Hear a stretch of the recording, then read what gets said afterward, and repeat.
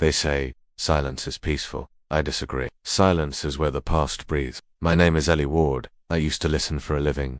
Encrypted broadcasts, clandestine transmissions, voices hidden in noise. I was a Seagiant analyst for the United States Army. Signal intelligence. My ears were tuned to war. For 19 years, I sat in windowless rooms, surrounded by machines, pulling secrets from the static, and when I couldn't take it anymore, I left. Moved to the edge of Oregon, where the waves speak louder than people. I thought I was done listening, but last Thursday, at exactly 2:47 a.m., the silence cracked. I keep an old military receiver in my cabin. Habits not connected to anything anymore. Just nostalgia, maybe. Or a warning. That night, it lit up on a deadband 4.18, a frequency that hadn't spoken in over a decade. But it was active now, just 5 seconds of noise. Then, my name, Ellie. It wasn't a dream. I recorded it, played it back 30 times. The modulation, the drop-off, the cadence military compression pattern, format Echo 9. No civilian tech could replicate that. It was real, and it came from someone who knew how to find me. But no one should know. No one's still alive. There was only one other person who knew, about 4.180 megahertz. Captain Joel Mercer Kia, Afghanistan, 2012. That's what they told me, but I never saw a body. Just ashes in a bag and a note that said, "Thank you for your service." He was more than my partner. We were voices in each other's static. If anyone could send a ghost message, it'd be Joel. The next day I powered up everything I had. Old signal decryptors, antennas, fallback encryption keys. For hours, nothing. Then at 1911, it returned. A burst transmission, 7 seconds long. Code, Echo-Delta-3-7-Alpha. That's the old designation for Field Station Kilo. A black site in northern Alaska. Decommissioned. Erased from maps. And the place where Joel was last deployed before they buried what was left. I hadn't spoken to anyone in weeks. Now I was talking to the past like it was sitting on my shoulder. Could it be him? Could he be alive? Or was someone using his voice? I didn't sleep that night. The receiver buzzed once more around 3 o'clock a.m. A new message. No voice this time, just a sequence of pulses. Morse, stay away. That was it. No Sindor ID. No Sindor bounce. No traceable source. Whoever sent it didn't want to be followed. But I've never been good at taking orders. The next morning I packed my gear. 2 encrypted recorders. 1 satellite trace device. And my .38 revolver, just in case ghosts could bleed. I booked a cargo flight to Fairbanks, then drove for 8 hours into frozen nothing. I hadn't seen the sun since I landed, only clouds and cold breath. And in that silence, the transmissions continued faint, scattered, but real. Something, or someone, was still transmitting from Field Station Kilo, and I was the only one listening. The road to Kilo was barely a road, just snow and memory. Trees bent inward like they were trying to keep secrets from the sky. I drove until the fuel gauge screamed empty and the satellite phone refused to blink. Out here nothing worked. That's what made this place perfect for operations that weren't supposed to exist. I reached the ridge by dusk. Nestled in a crater of ice and pine was Field Station Kilo. Below, or what was left of it. The main building stood antenna snapped, but the central tower, the comms hubble, was still upright, like a skeleton holding on to the last breath of something long gone. I approached slowly, boots crunching on crusted snow. Every step felt louder than the wind. I had my revolver drawn, not because I thought it would help, but because it gave my hands something to believe in. The air was warm. The front door was rusted shut, so I slipped through the side generator entrance, sweeping with my flashlight. Inside, not naturally, someone had powered up the auxiliary heat. That meant someone was here. I moved room to room. Walls were covered in dust and frostbite mold, but some of the equipment had been wiped clean. Recently. Then again, a notepad sat on a desk in the far corner, still wet with ink. Ellie -4180 active. It's not a memory, it's them. Them. I read it twice. The lights blinked.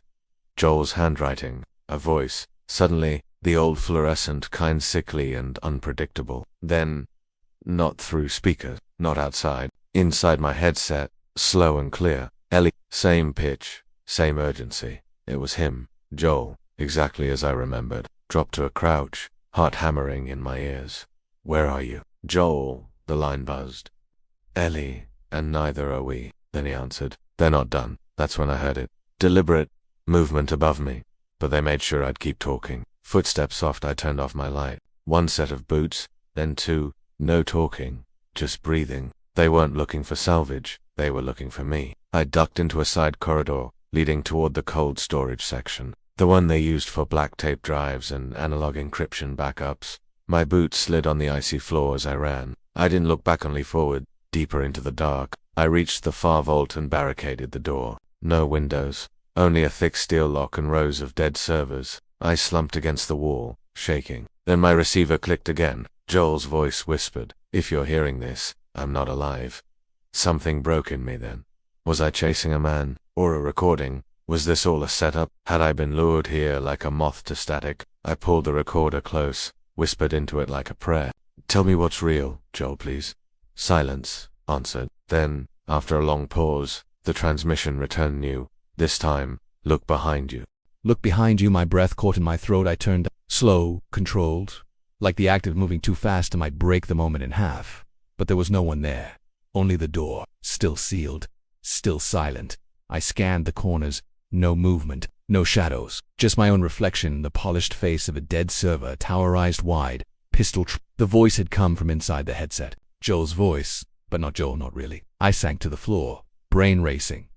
If Joel was dead, then what was I talking to? Who had written the note? Who had activated the heat? And why was this place the forgotten grave of a black Sideawake again? The answer, like so many others in my life, came with a frequency. 4,180 megahertz. Again. This time stronger, sharper.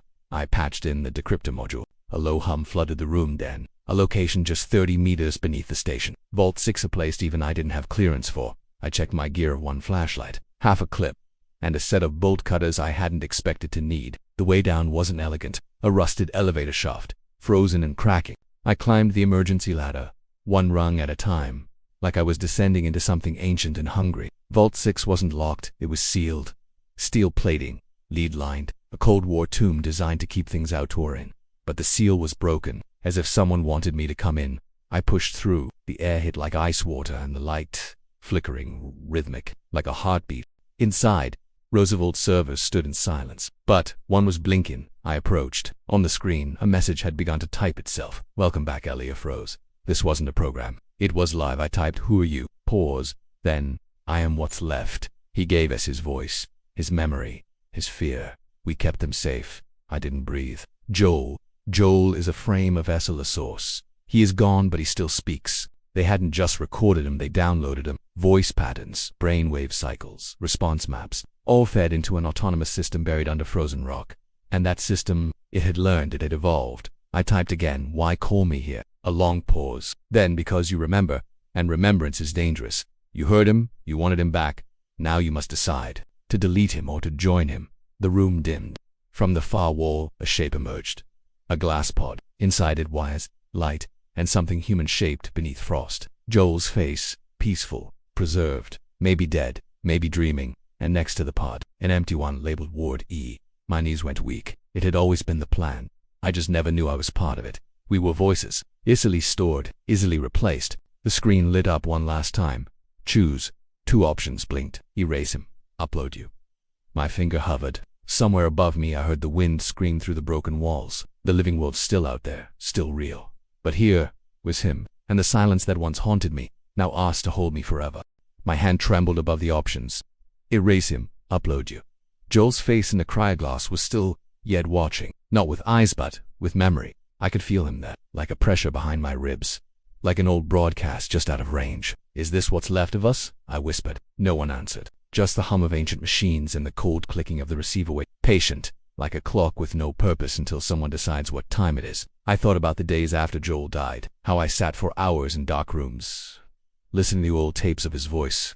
Wishing I'd said more. Wishing I'd fought harder. I remembered the last time I saw him 3 days before his final deployment. An old silver dollar. We were at a fueling station outside Kabul. He said, flip this and talk to the side that lands up. He handed me a coin. It was in my pocket. If I don't make it back, I still had that coin, feeling the edges worn smooth by years of denial. Right now, I took it out. I flipped it. It landed face up Liberty, but it doesn't own me. The past may echo. I looked at the screen. Then, slowly, I moved my finger and pressed. Erase him, the chamber lights dimmed. But you were already gone. The pod's hum intensified, then choked. Weak, but real. Joel's image flickered. I whispered. 4,180 megahertz was silent. I'm sorry. A long exhale escaped me, one I didn't realize I'd been holding since 2012. The receiver shut off. The screen blinked black. For the first time in over a decade, I climbed out of Vault 6 as the sun was rising soft. Snow blew across the ridgeline like a cleansing wind. The cold felt honest again. Aren't meant to be answered. I didn't look back. Some ghosts aren't meant to be carried. Some signals. Epilogue. 1 year later I live by the coast still, but I've packed away the receiver. I let the static rest. Sometimes I still hear him, not in my ears but in the space between thoughts, like he never truly left. But I don't answer anymore. I write now. Stories. Fiction they call it. But between every line, a real signal hides, waiting.